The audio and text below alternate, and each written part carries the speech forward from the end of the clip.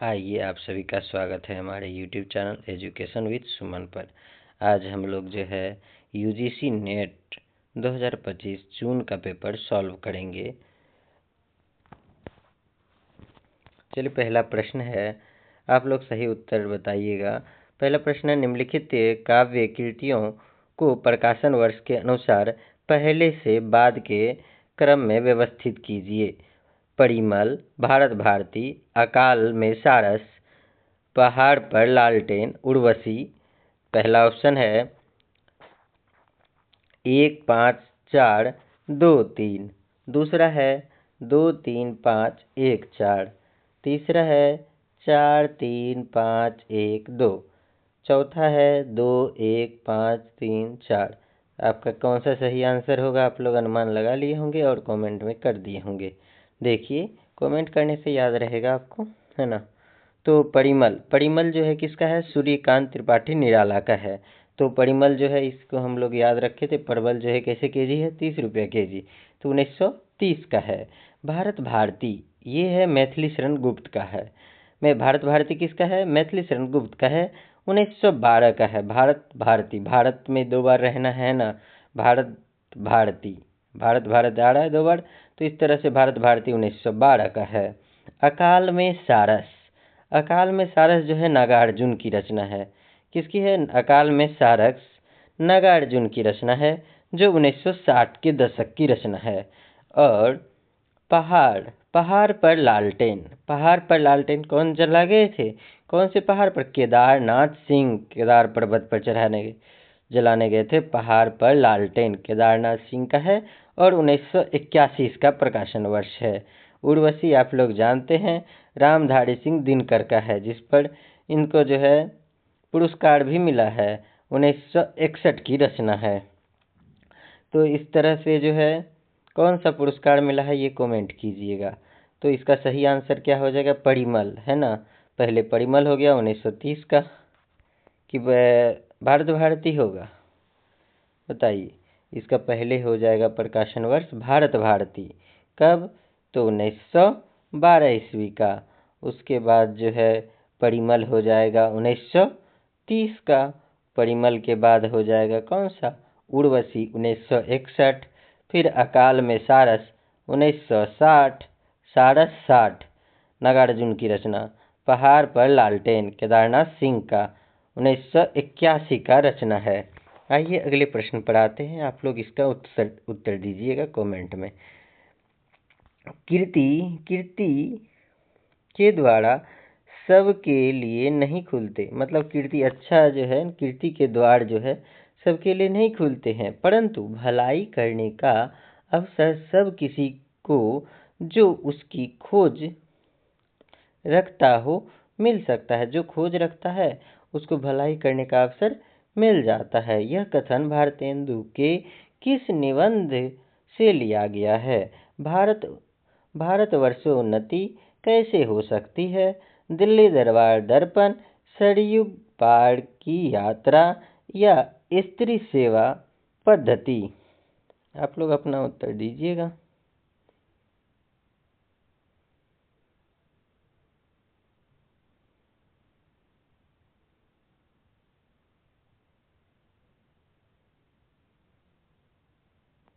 दूसरा का आंसर हो जाएगा दिल्ली दरबार दर्पण।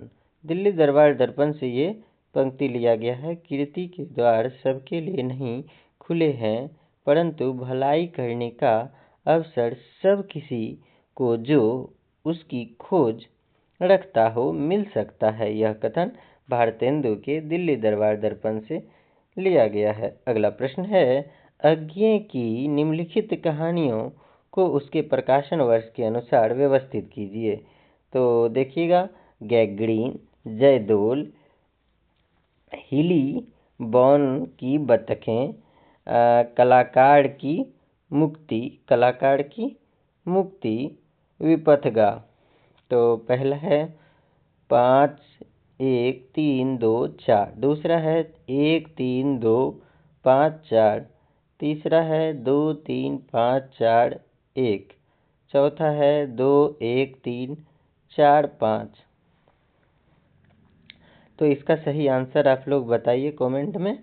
तो गैगरीन का हम प्रकाशन वर्ष आपको बताते हैं। गैगरीन का प्रकाशन वर्ष, गैगरीन है किसकी रचना, जिसको जो है आगे जाके जो है, पहले इसका रोज नाम था गैगरीन का, है ना। गैगरीन का बाद में हो गया नाम रोज, है ना। ये अज्ञे की रचना है गैगरीन, जिसका प्रकाशन वर्ष 1934 है। गैगरीन का कब है प्रकाशन वर्ष? 1934 है। जयदोल, जयदोल जो है रागे राघव की रचना है। इसका प्रकाशन वर्ष 1940 के दशक में है। जयदोल का प्रकाशन वर्ष कब है? रागे राघव की रचना है 1940। जयदोल 1940, रागे राघव। हिली बॉन की बतखें, हिली बॉन की बतखें ये अज्ञे की रचना है। हिली बॉन की बतखें ये अज्ञे की रचना है। इसका प्रकाशन वर्ष 1937 है। हिली बॉन की बतखें ये किसकी है? तो अज्ञे की रचना है, और इसका प्रकाशन 1937 है। और अगला है कलाकार की मुक्ति। कलाकार की मुक्ति जैनेन्द्र कुमार की है, 1930 के दशक की है। कलाकार की मुक्ति 1930 के दशक की रचना है। विपथगा 1933 का है। विपथगा कब का है? 1933 का है। इसका प्रकाशन वर्ष देखिए, पहले विपथगा आ जाएगा 1933, फिर गैगरीन आ जाएगा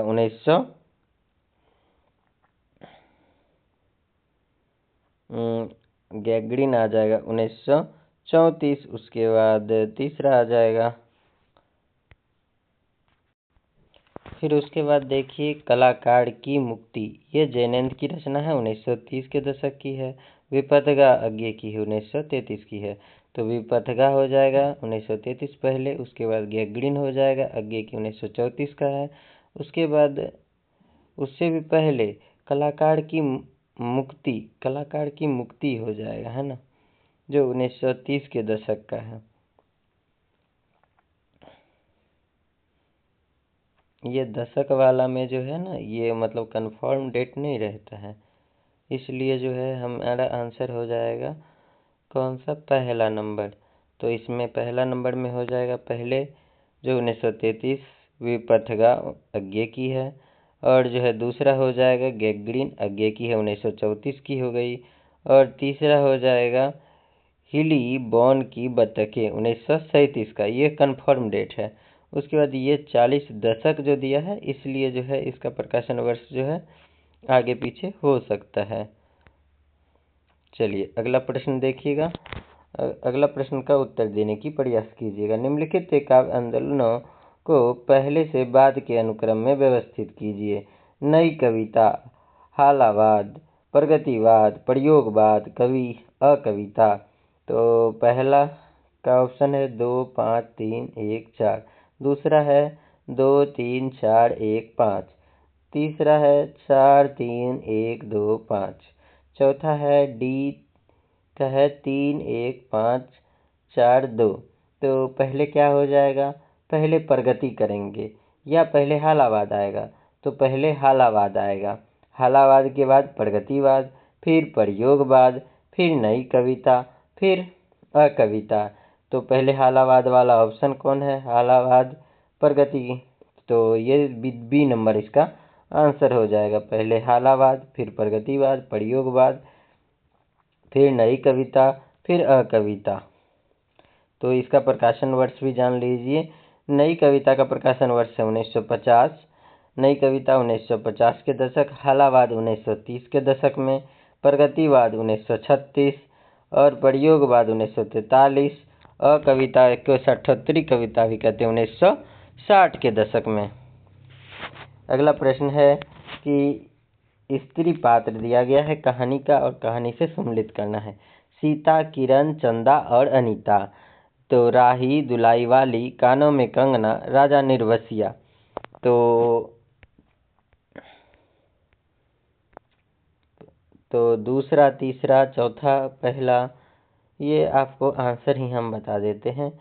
इसका आंसर सही होगा कि सीता जो है राजा निर्वसिया के पात्र हैं, किरण दुलाई वाली का पात्र है, और जो है चंदा कानों में कंगना।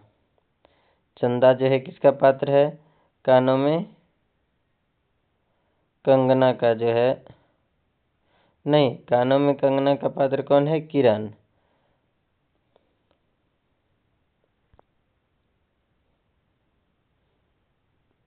कानों में कंगना का पात्र हो जाएगा किरण। एक मिनट देखिए, बता देते हैं यहाँ से। किरण जो है कानों में कंगना, वहीं सीता हो जाएगा किसका पात्र?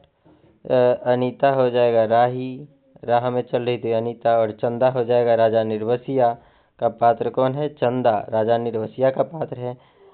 और किरण हो गया कानों में कंगना, दुलाई वाली हो गई सीता। सीता जो है किसका पात्र है? दुलाई वाली कहानी का स्त्री पात्र है। आइए अगला प्रश्न देखिएगा। निम्नलिखित में से इसको जो है सुम्मिलित करना है। ए को बी से सुम्मिलित कीजिए। महामहोपाध्याय हरप्रसाद शास्त्री, महामहोपाध्याय हरप्रसाद शास्त्री और दोहा कोश राहुल संस्कृतियाँ ले सा मिस्तोस या प्रबोध चंद बागची, हिंदी काव्य धारा डॉक्टर महमूद शहीदुल्ला, बोधगान ओ दोहा। तो राहुल संस्कृतियान का है हिंदी काव्य धारा, राहुल संस्कृतियान हिंदी काव्य धारा लिखे थे। महामहोपाध्याय हरप्रसाद शास्त्री लिखे हैं बोधगान ओ दोहा। बोधगान ओ दोहा कौन लिखे हैं? महामहोपाध्याय हरप्रसाद शास्त्री की रचना है। और उसके बाद जो है राहुल संस्कृतियान का कौन सा हो गया?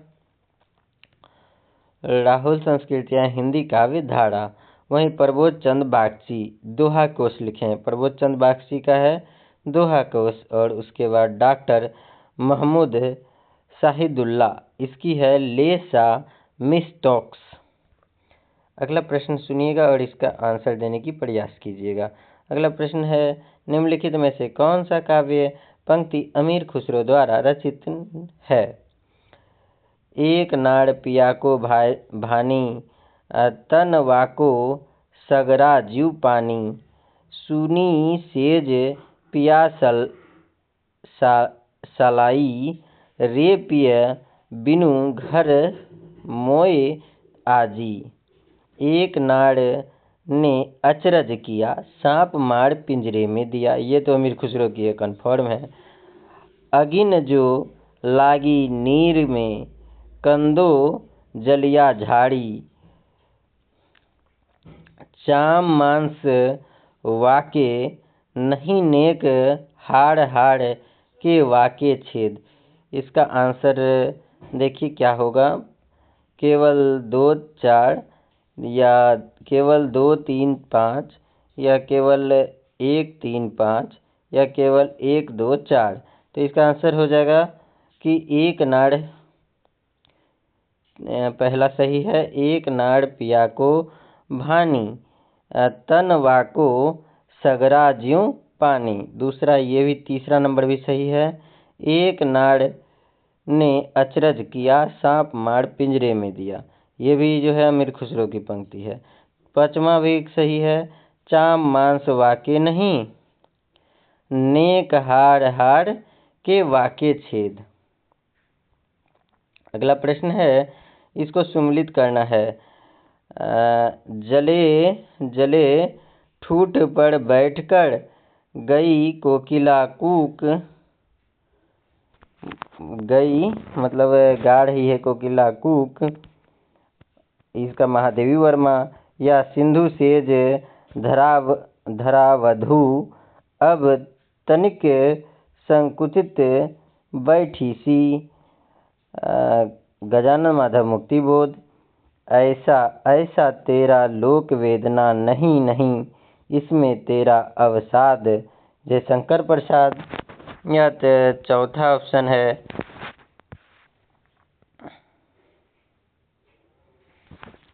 चमकते हैं खड़े हथियार, चमकते हैं खड़े हथियार, उनके दूर तक आंखें चिलकती सी, नुकीले तेज पत्थर सी, नागार्जुन की। तो इसमें आंसर देख लीजिए। इसका आंसर हम बता दें, ये पंक्ति किन्हीं किन्हीं को याद भी होगा, अनुमान भी लगा सकते हैं। तो इसका आंसर हो जाएगा डी नंबर। ठीक है, डी का कितना 8 नंबर का प्रश्न है, इसका आंसर क्या हो जाएगा? इसका नंबर हो जाएगा बी नंबर। तो 1 का हो जाएगा 4, है ना। नागार्जुन की पंक्ति है कौन सी? ये जले ठूठ पर बैठकर गई कोकिला कूक, ये जो है नागार्जुन की है। सिंधु सेज पर धरावधु अब तनिक संकुचित बैठी सी, तो ये पंक्ति किसकी हो जाएगी? ये पंक्ति इसका हो जाएगा 3 नंबर। तो अर्थात ये पंक्ति हो जाएगी आपको जयशंकर प्रसाद की हो जाएगी। ऐसा तेरा लोक वेदना नहीं जिसमें तेरा अवसाद है, ये पंक्ति हो जाएगी किसकी? तो ये पंक्ति हो जाएगी महादेवी वर्मा की।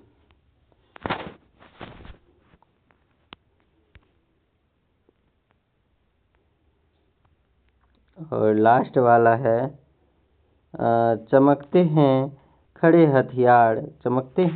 हथियार उनके दूर तक आंखें चिलकती है नुकीली तेज पत्थर सी, इसका आंसर हो जाएगा 2 नंबर। तो 2 नंबर में क्या है? तो गजानन माधव मुक्तिबोध। तो गजानन माधव मुक्तिबोध हो जाएगा चौथा का।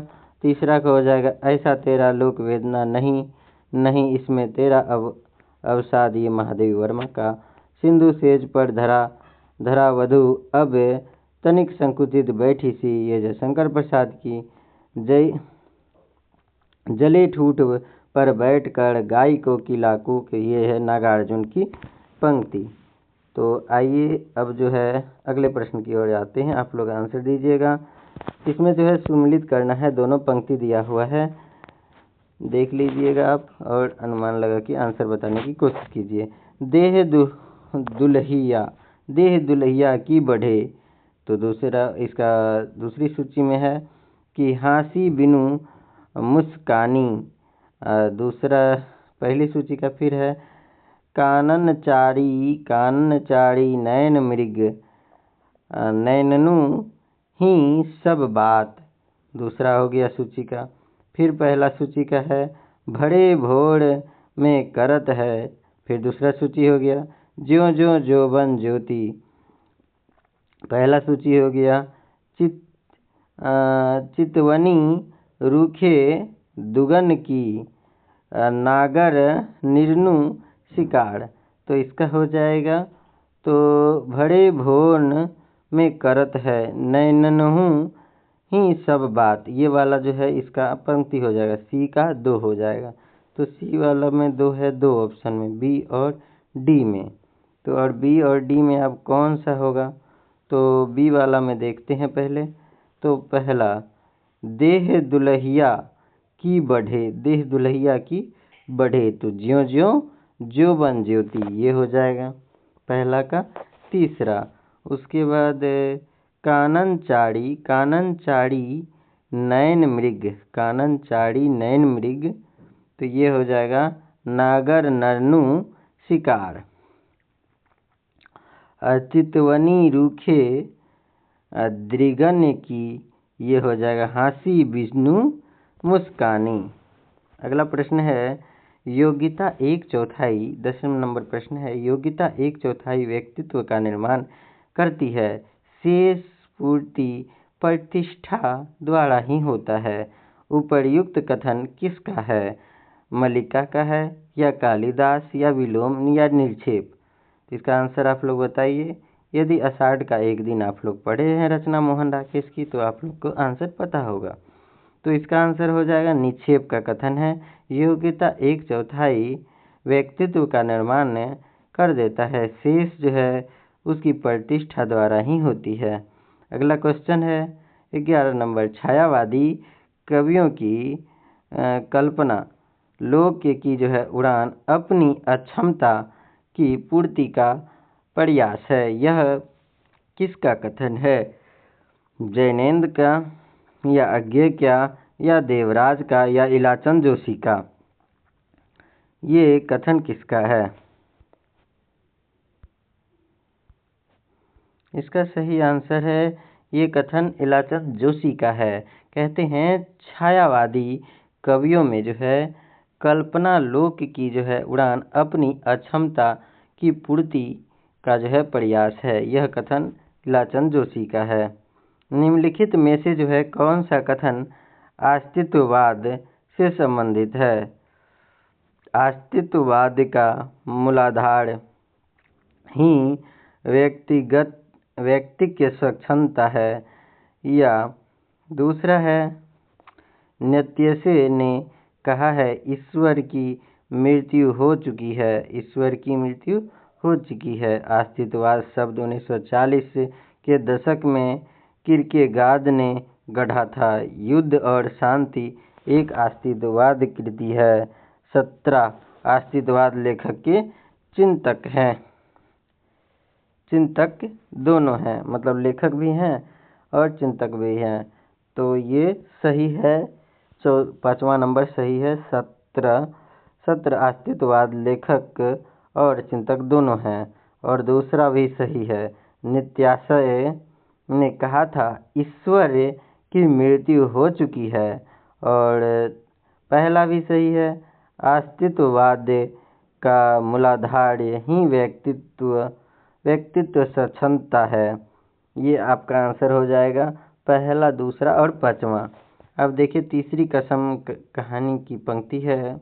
सॉरी, कहानी की पंक्ति से उद्धृत है। आपको बताना है, चलो भैया भैयन जान बेचेगी तो ऐसी ऐसी, है ना, मतलब क्या कहते हैं, जान बचेगी तो ऐसी ऐसी सग्गड़ गाड़ी बहुत मिलेगा। मतलब ये कहानी जो है वो चोरी का माल जब लादा था ना, कौन लादा था? हीरामन, है ना। जब चोरी का माल लादा था तो सबसे पहले यही कथन कहा था कि जो है अब जो है बैल को लेके भाग रहा था। जब पकड़ा गया तो बैल को खोल दिया और जो है लेके चल दिया। तो यही बात कहा था कि जान बचेगी तो बहुत उपाय। दूसरा आप बताइए, दूसरा कथन कौन सा होगा सही? तो पहला तो सब में है, 3 ऑप्शन में है। दूसरा ही सी नंबर तो हट गया। आपको बताना है, ईसा ही हीरामन ने को जो है प्रतीत नहीं, मर्द और औरत के नाम में फर्क होता है। तीसरा है, तुम मेरे उस्ताद हो, हमारे शास्त्र में लिखा है एक अच्छा लिखने वाला भी गुरु हो सकता है, या एक अच्छा सिखाने वाला भी एक गुरु और एक राग सिखाने वाला भी उस्ताद हो सकता है।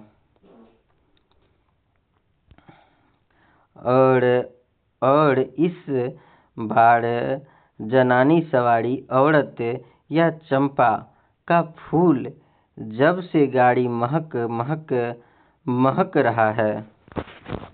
तो ये पहला के बाद जो हो जाएगा ये चौथा ऑप्शन हो जाएगा। गाड़ी महकने वाली बात पहले कहे थे, तो चौथा ऑप्शन जिसमें है तो चौथा ऑप्शन डी में है। उसके बाद दूसरा हो जाएगा, हीरामन ने को जो है प्रतीत नहीं, मर्द और औरत के नाम में फर्क होता है। उसके बाद हो जाएगा कौन सा ऑप्शन? तो तीसरा हो जाएगा, तुम मेरे उस्ताद हो, हमारे शास्त्र में लिखा हुआ है कि एक अच्छा सिखाने वाला भी गुरु और एक अच्छा सिखाने वाला भी उस्ताद होता है। और लास्ट ऑप्शन हो जाएगा, इस हरदम में रुपये पैसे रखिए, रुपये क्या करेंगे चादर। मतलब कहते हैं कि वो हीराबाई जब जा रही थी तो वो रुपया दे रहे थे, कहते हैं कि रुपया क्या करेंगे, उसको रखिए। तब वो टिकट दे देती है नौटंकी देखने के लिए। चलिए अगला क्वेश्चन है, भिन्न भिन्न शाखाओं के हजारों कवियों की केवल कालक्रम में से जो है गुथी उपर्युक्त वृत्ति मालाएं साहित्य के इतिहास के अध्ययन में कहाँ तक के सहायता पहुँचा सकती है। सारे रचना कार्य को केवल यदि हम मध्य, पूर्व, उत्तर इत्यादि खंडों में आँख मूंद कर बाँट दें, यह भी ना देखना कि किस खंड के भीतर क्या आता है क्या नहीं, किसी वृत्त संग्रह को इतिहास नहीं बना सकता। उपर्युक्त पंक्ति हिंदी साहित्य के किस इतिहासकार की है? रामचंद्र शुक्ल, रामस्वरूप चतुर्वेदी, बच्चन सिंह या हजारी प्रसाद द्विवेदी। तो ये कथन जो है, ये कथन रामचंद्र शुक्ल की है।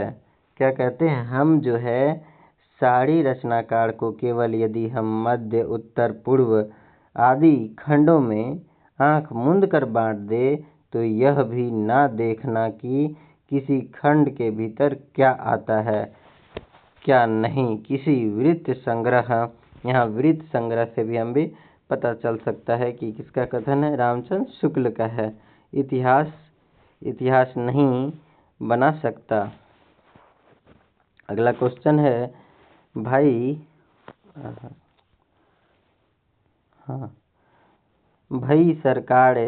सरकार का मामला है। भाई सरकार का मामला है, पेंशन का केस 20 रफ्तार में आता है। मतलब पेंशन वाला केस जो है 20 रफ्तार में आता है। देर लग जाती है। 20 बार एक ही बात को 20 जगह लिखना पड़ता है, तब पक्की होती है।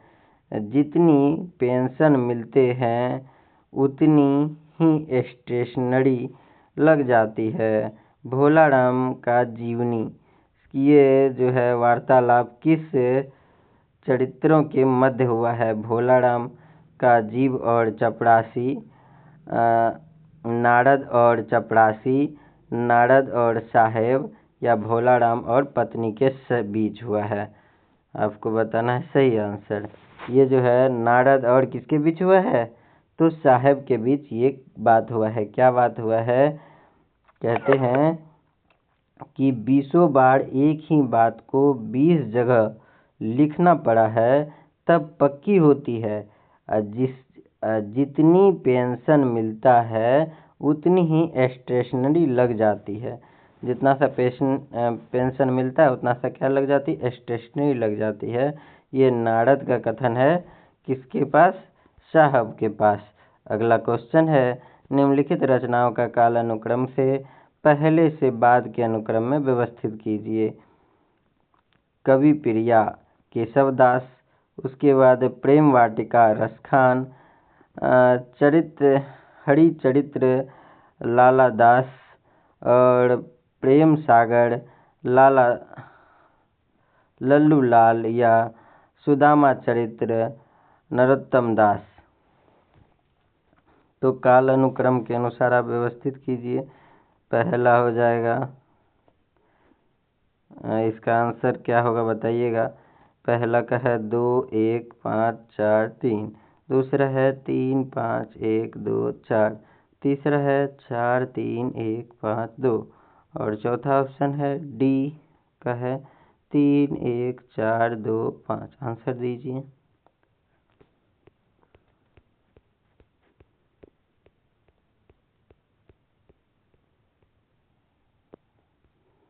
आप लोग कमेंट में आंसर दे दिए होंगे। इसका जो है देखिए, हम इसका प्रकाशन वर्ष बताते हैं। जैसे है कवि प्रिया जो है 1601 की रचना है। किसकी है? केशवदास की है, 1601 की है। प्रेम वाटिका जो है रसखान का है। कब का है? 1641 का है। 1641 का है। हरीश क्या है? हरि चरित्र जो है, हरि चरित्र किसका है? लाल दास का है। लाल दास का है हरि चरित्र, 1875 का है। प्रेम सागर लल्लू लाल का है, 1805 का है। प्रेम सागर कब का है? 1805 का है। लल्लू लाल का है। सुदामा चरित्र जो है 16वीं शताब्दी का है।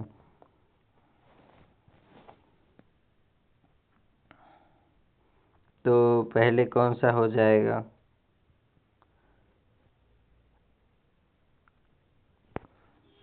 बताइए। बी नंबर आंसर हो जाएगा। हरिचरित्र जो है लाला दास का हो गया, इसका प्रकाशन वर्ष पहले हो जाएगा। फिर हो जाएगा प्रेम सागर जो है लल्लू लाल का हो जाएगा 5 नंबर। नहीं, सुदामा चरित्र नरोत्तम दास का हो जाएगा। उसके बाद कवि प्रिया केशव दास का 61 वाला हो जाएगा। उसके बाद जो है प्रेम वाटिका रस खान का हो जाएगा। उसके बाद जो है लास्ट में प्रेम सागर लल्लू लाल का हो जाएगा। 16 नंबर तक ही क्वेश्चन आज पढ़ते हैं। आगे की वीडियो देखने के लिए हमारे चैनल को लाइक और सब्सक्राइब करें। हम नेट जीआरएफ से संबंधित प्रीवियस ईयर क्वेश्चन का जो है वीडियो अपलोड इसी प्रकार एक सीरीज में करने जा रहे हैं।